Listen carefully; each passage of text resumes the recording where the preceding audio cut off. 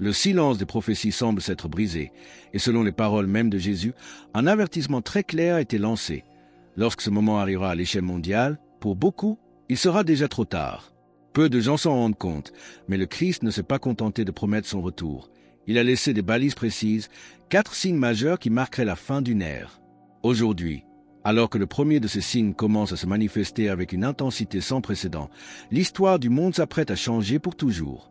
Tout a commencé par une question directe des disciples dans le chapitre 24 de l'Évangile de Matthieu. Quel sera le signe de ta venue et de la fin des temps ? La réponse de Jésus fut d'une clarté déconcertante, pointant vers des événements qui frapperaient la planète entière. Comme petit merci de nous rejoindre aujourd'hui, nous offrons un moment de bénédiction partagée. Commentez avec le mot « foi » si vous êtes ouvert à recevoir une pensée finale spéciale dédiée à tous ceux qui participent. Et s'il vous plaît, appuyez sur « j'aime » si vous appréciez ces moments. Restez bien avec nous, car nous allons découvrir pourquoi ces catastrophes ne sont pas des signes de mort, mais les prémices d'une naissance imminente. Jésus a parlé de guerre, de famine et de tremblement de terre, mais il a utilisé une expression cruciale, les douleurs de l'enfantement. Comme nous le rappelle Matthieu 24:8, tout cela n'est que le commencement des douleurs. Imaginez une naissance. Les contractions commencent de manière espacée, puis deviennent plus fréquentes et plus intenses. C'est exactement ce que nous observons aujourd'hui. Les conflits ne sont plus seulement militaires, ils sont économiques, politiques et technologiques, augmentant en fréquence année après année. Mais Jésus nous dit, ne vous épouvantez pas. Ce chaos n'est pas un signe que tout échappe au contrôle de Dieu, mais la preuve qu'un processus est en cours. Le but de ces signes n'est pas la peur, mais le réveil de l'espérance.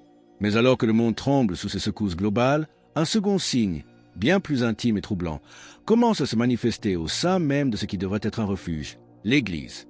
Le second signe que Jésus a décrit ne se produit pas dans les nations lointaines, mais à l'intérieur même de l'Église. C'est un signe qui, à première vue, semble presque contradictoire. Alors que l'Église fait face à une pression croissante, elle devient simultanément plus forte. Jésus a prédit qu'en cette période, les chrétiens seraient de plus en plus rejetés à cause de son nom.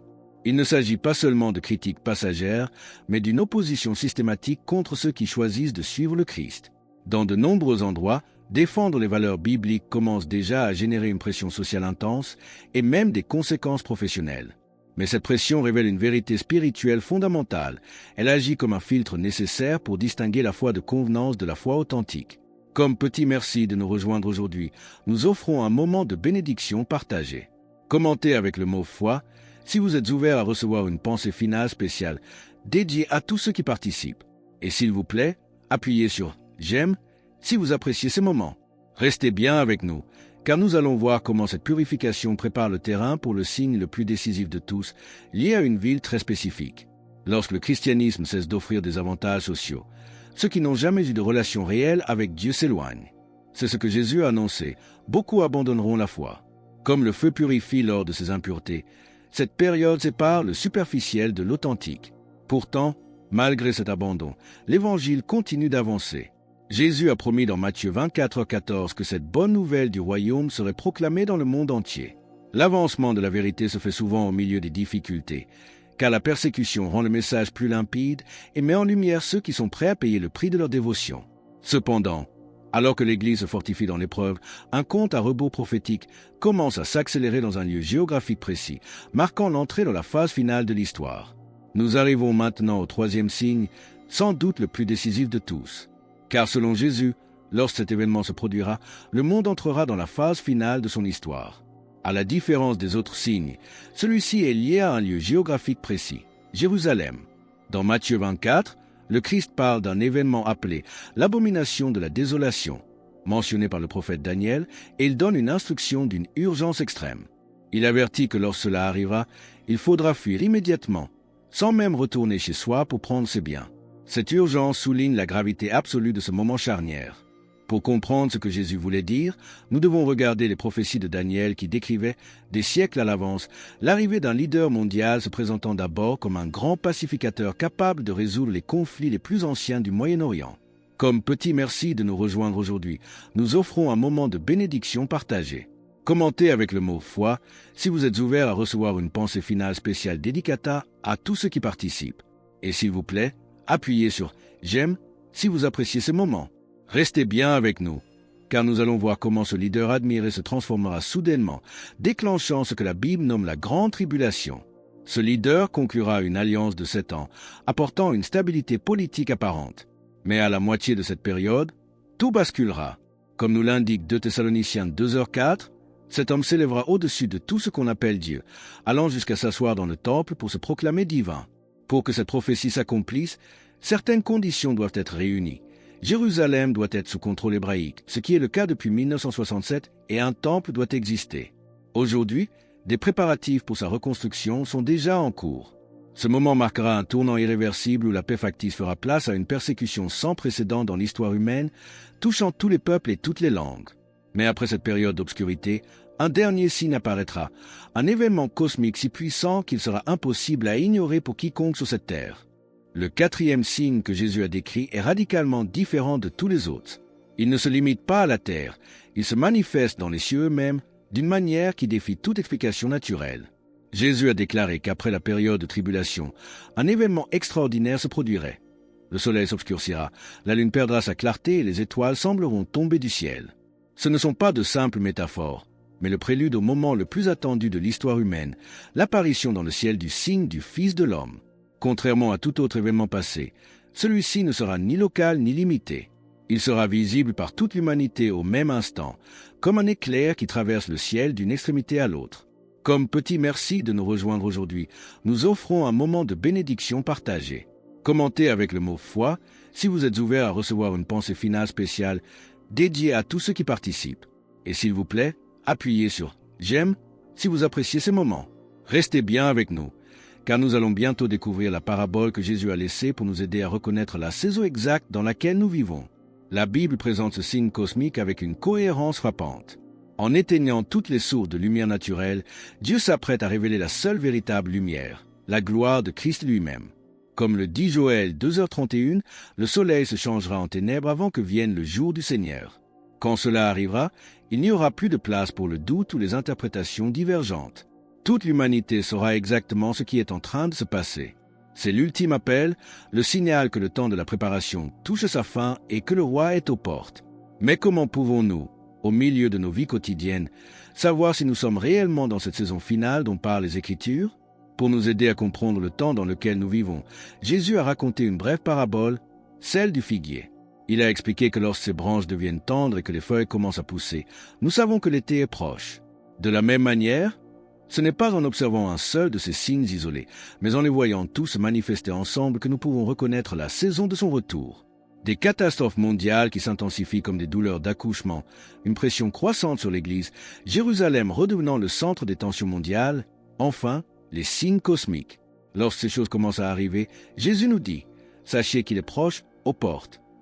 Comme petit merci de nous rejoindre aujourd'hui, nous offrons un moment de bénédiction partagée. Commentez avec le mot « foi » si vous êtes ouvert à recevoir une pensée finale spéciale dédiée à tous ceux qui participent. Et s'il vous plaît, appuyez sur « j'aime » si vous appréciez ce moment. Restez bien avec nous, car nous allons aborder l'importance de la persévérance et comment se préparer concrètement dès maintenant. Le but de ces révélations n'est absolument pas de créer de la peur. Jésus a répété à maintes reprises que nous ne devrions pas vivre effrayés.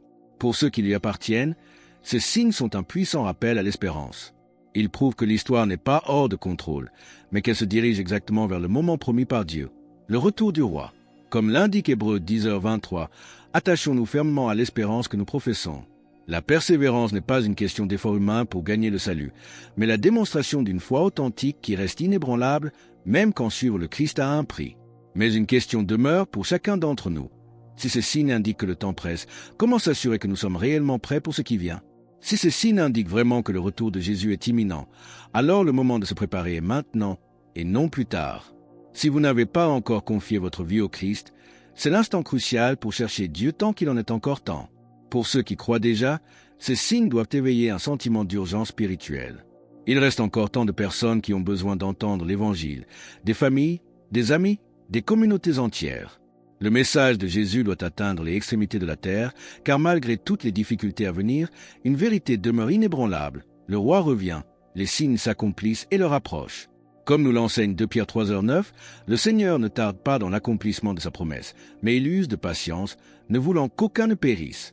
Comme petit merci de nous rejoindre aujourd'hui, nous offrons un moment de bénédiction partagée. Commentez avec le mot foi si vous êtes ouvert à recevoir une pensée finale spéciale dédiée à tous ceux qui participent. Et s'il vous plaît, appuyez sur j'aime si vous appréciez ce moment. Restez bien avec nous, car dans notre dernier chapitre, nous verrons comment cette attente doit transformer notre manière de vivre chaque jour. Ne vivez pas dans la crainte, mais dans une préparation active. La foi n'est pas un sentiment passif, c'est une force qui nous pousse à témoigner et à aimer davantage. Lorsque vous voyez ces événements se produire, ne baissez pas les bras, mais levez la tête. Votre rédemption n'est pas une simple théorie, c'est une réalité qui frappe à la porte de l'histoire. Pour rejoindre notre communauté et ne manquer aucune histoire inspirante, pensez à cliquer sur « J'aime » et à vous abonner. Mais quel est l'ultime conseil de Jésus pour rester debout au milieu de la confusion mondiale qui précède son apparition glorieuse? L'ultime avertissement de Jésus n'est pas une condamnation, mais un appel à la vigilance active et à l'espérance. Rappelez-vous que chaque geste d'amour, chaque prière sincère et chaque acte de bonté a une valeur immense devant Dieu, surtout quand le monde semble s'assombrir. Le ciel voit ce que la foule ignore. Ne vous laissez pas séduire par les promesses éphémères de cette ère qui cherche à vider votre âme de sa substance divine. Cherchez ce qui est éternel, ce qui fortifie votre esprit et vous prépare à la rencontre la plus importante de votre existence. Le vrai bonheur ne se trouve pas dans la sécurité matérielle, mais dans la paix que seule la présence du roi peut offrir à un cœur transformé. Comme petit merci de nous rejoindre aujourd'hui, nous offrons un moment de bénédiction partagée. Commentez avec le mot foi si vous êtes ouvert à recevoir une pensée finale spéciale dédiée à tous ceux qui participent. Et s'il vous plaît, appuyez sur j'aime si vous appréciez ce moment. Le roi revient, les signes sont là et le temps de la grâce est encore ouvert pour ceux qui choisissent de l'écouter. Ne remettez pas à demain la décision de vivre pleinement votre foi. Soyez prêts, car son retour sera comme l'aurore chassant la nuit la plus longue. Pour rejoindre notre communauté et ne manquer aucune histoire inspirante, pensez à cliquer sur « J'aime » et à vous abonner. Alors que nous concluons sur l'importance de reconnaître les signes du retour du Christ, nous vous invitons à déclarer votre foi. Commentez « Jésus est roi ci-dessous » pour affirmer cette vérité avec nous. Et votre parcours ne doit pas s'arrêter ici. Cliquez sur la vidéo qui apparaît maintenant sur votre écran pour découvrir ce que la Bible révèle sur les dernières années avant le retour de Jésus. Le roi revient. Soyez prêts.